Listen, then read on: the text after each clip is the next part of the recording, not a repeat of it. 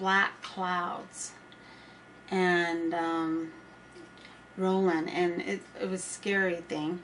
And then once or twice I heard a growling, like it was a demonic being or something. I could hear it growling. So that led me to believe that all this is demonic. All this, the beam that knocks you out is demonic. The mind reading thing is demonic. And it's not very good. And then they use the microwaves. And that when they first started doing this, oh my gosh, they would have that machine at full blast, and I would get physically ill, dizzy. I lost my voice, and I lost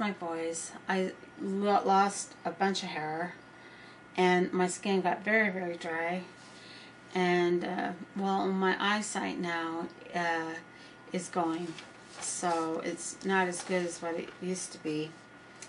And so anyway, I decided to call the police. Well, the police came and thought I was crazy. I said, I want you to come down because, well, this guy across the street 2 doors down had lights and coming out of his windows, and one was on a pole.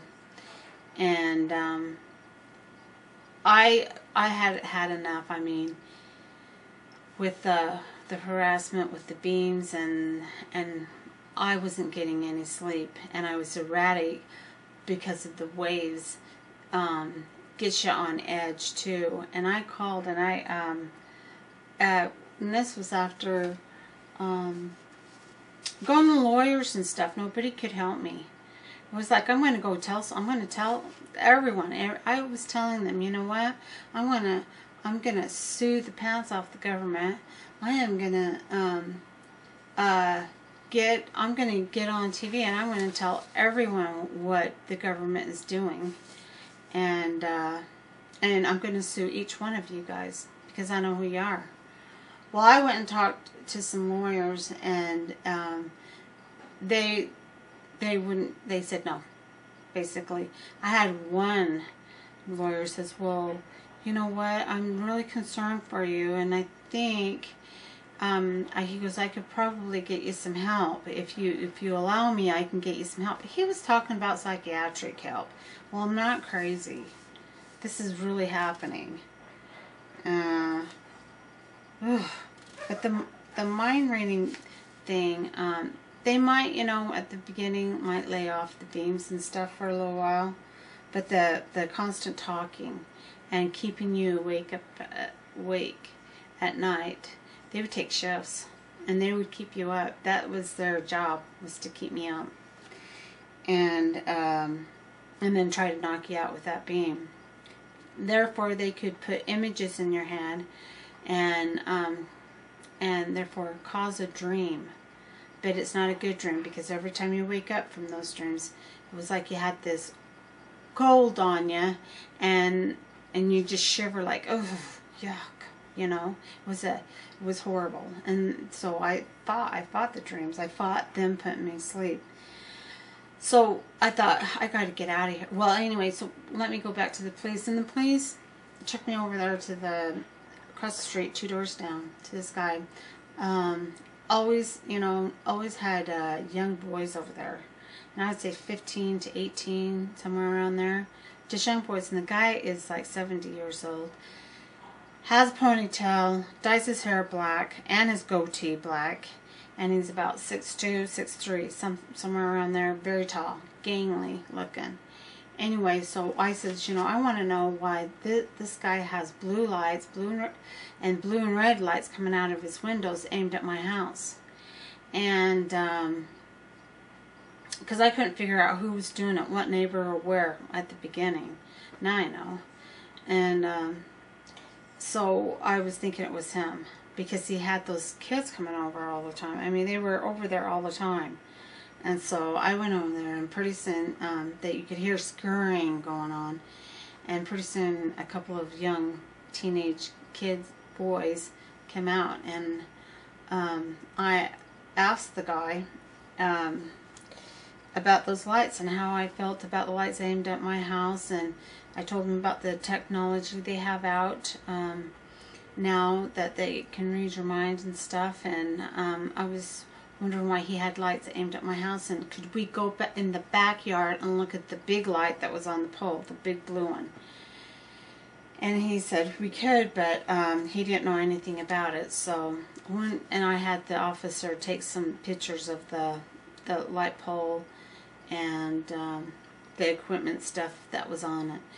And then when he left, so I have documentation of what kind of lights and stuff that was on that pole.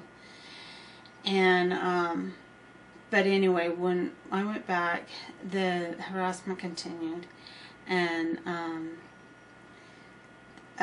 it just did not let up. And you know, so I had my fill, and I packed up.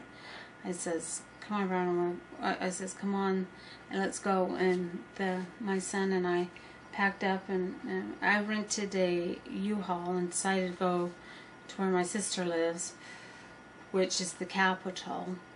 And I thought I could get better help there. I could probably find some help. When I got there, she thought I needed some drugs. She didn't know what was going on, and she didn't know how to help me. But when I got there, they followed me there. In fact, they were beaming me in my stomach and in my liver area, in my head, all the way up. And even once before I left, I needed sleep. I was so sleep deprived that I decided to go get a motel room, and that didn't help because they followed me there. And didn't have the beams or anything, but you could still hear them in your head. So I decided to come back, and so. But when I went to my sister's, she called my other sisters that live in Arizona, and they came up, and I told them what was going on, and that so they packed me. They decided that I should go back home. So, but I stayed there about, I would say close to a week. And so when I got back, it was like the 4 people that I knew, that I worked with, wasn't doing this anymore. And it had calmed down from, like, on a scale from 1 to 10, I would say it calmed down to about maybe well, they stopped doing the beaming. Because I went online and I searched, so, and I bought me a bunk bed and shielded it with some scrap metal I got at the scrap metal place, real cheap, and I just put that around the bunk bed. Now I just go in there, and they can't. Well, and besides that, I did get some cheap paint. Which, if you targeted individuals, if you know about this carbon paint, if you go on any of the targeted individual sites, they had that carbon paint. Well, I made my own, and it's what I did. It's got a big old bucket, 5-gallon bucket, and poured a bunch of briquettes in there, and then I sealed it back up and waited a couple of days, and then I mushed it all up and then applied it on my walls. And not bad at all. Here, as you can see, it doesn't. It looks a little rough, but I'm telling you, it's the most beautiful stuff, because now it's like it's from the noise that they, it sounded like before I did it. It sounded like they were right in the room, but now it's more like muffling, and the volume's turned down to like a 2 or a 3 instead of a 10. So I can come in here and I can watch a movie and relax, and you know, and they'll get to trying to talk. You can hear them mumbling, but you can tune them out because it's so low. So I am a firm believer